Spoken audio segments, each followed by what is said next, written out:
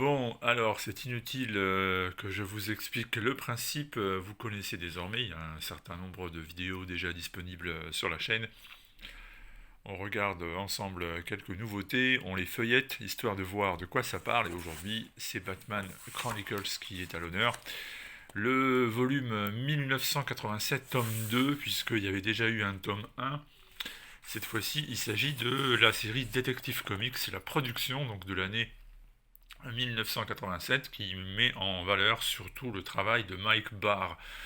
Au scénario, alors c'est pas forcément le scénariste qui est le plus connu aujourd'hui, c'est pas forcément lui à qui on pense en premier quand on évoque Batman, mais c'est une erreur parce qu'il a réalisé un grand nombre d'épisodes et généralement très intéressant. On se replonge donc dans cette période où, dès la couverture, vous le comprenez, et les dessins également, ce n'était pas le Batman ultra sombre que nous avons appris à aimer finalement, notamment parce qu'il y a eu les films de Nolan qui sont passés par là. Non, c'était un Batman quand même un peu plus colorié, un peu plus bigarré, et avec Robin, on le trouvait régulièrement engagé dans des espèces de compétitions de bons mots, de calembours. Et c'était donc un personnage qui n'avait rien à voir avec l'éternel justicier dépressif qu'on peut retrouver aujourd'hui dans chacune de ses aventures. Ça commence par une histoire avec Catwoman et le Joker. À l'époque, déjà, Batman avait une relation sentimentale pas forcément assumée avec elle. Et le Joker décide de lui laver le cerveau. J'entends à Catwoman, bien sûr, pour finalement la faire devenir une véritable criminelle et donc l'antithèse de tout ce que Batman apprécie et aime.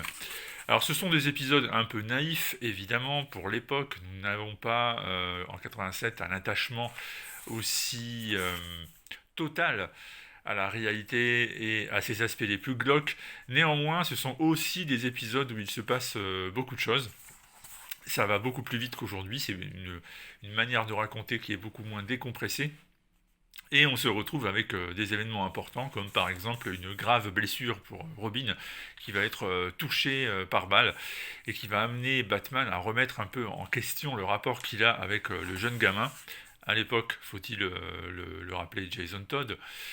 Et également, il va se faire un peu morigéner, tenser si vous préférez. Si vous n'aimez pas les adjectifs littéraires, remplacez-le par un truc plus classique du genre engueuler. C'est beaucoup moins beau, rien qu'à prononcer. Par le docteur Leslie Thompson qui va lui expliquer que c'est quand même pas très sérieux d'engager un gamin de cet âge dans la lutte au crime.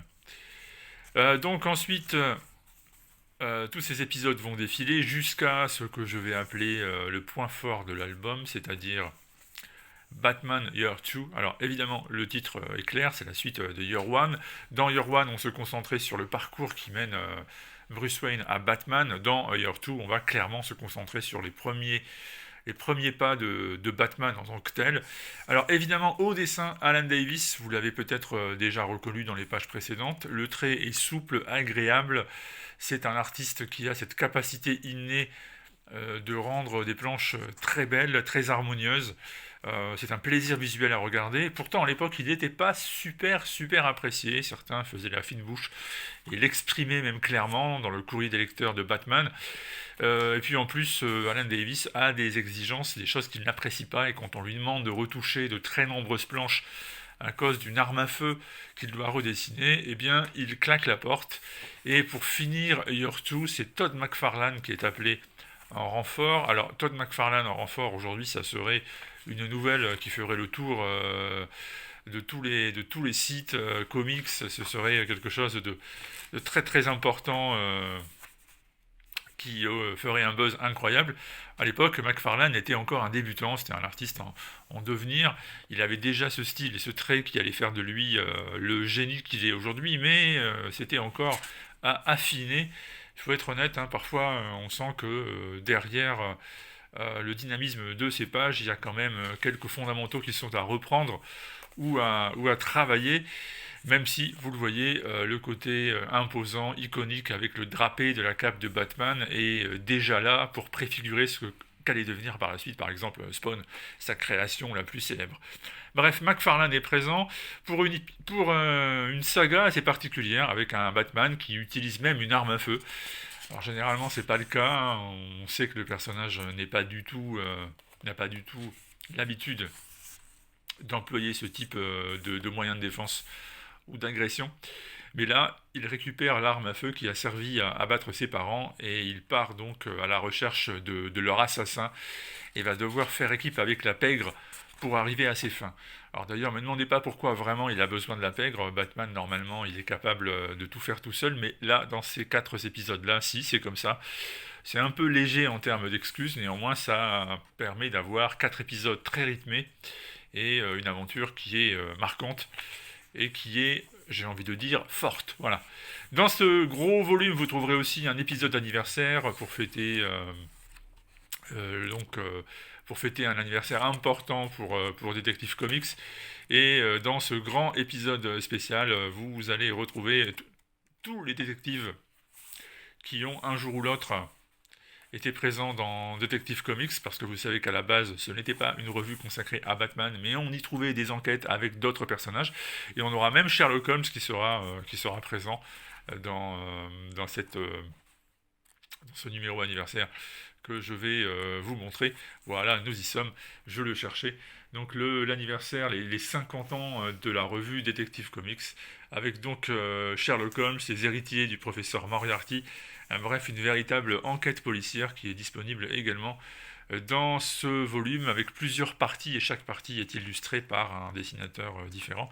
Il y a même du Carmine Infantino qui, vous le savez, est un des monstres sacrés des comics américains et qui a longtemps, par exemple, dessiné Flash pour ceux qui aiment ce personnage.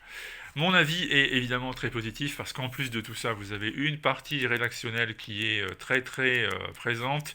Alors là, je feuillette et on n'en voit pas, mais je vous assure qu'avant chaque épisode important ou avant chaque cycle d'épisodes, vous avez toujours du rédactionnel. C'est dense, c'est riche, il y a plein d'informations et pour moi, c'est un plus indéniable. Quant au format softcover, eh bien, il lui permet une lecture assez maniable. Ça m'a l'air relativement solide, ça devrait tenir. Et puis, dernier point d'importance pour ces Batman Chronicles que vous voyez ici, c'est le papier, un papier mat, un papier un petit peu granuleux, et il se trouve que c'est le papier que moi je préfère. Donc, évidemment, ça aussi, c'est un fait à prendre en compte. Voilà, donc Batman Chronicles 87 volume 2, ben moi j'attends maintenant que la gamme s'étende à d'autres personnages. Et puis j'attends 1988 avec impatience, ça sera pour début 2023. Sur ce, on se donne rendez-vous à vendredi si tout va bien. Et puis si vous le souhaitez, vous avez même la possibilité de vous abonner à la chaîne, qui n'en est pas une. Vous aurez au moins comme ça toutes les vidéos dès qu'elles sortent au fur et à mesure. A bientôt.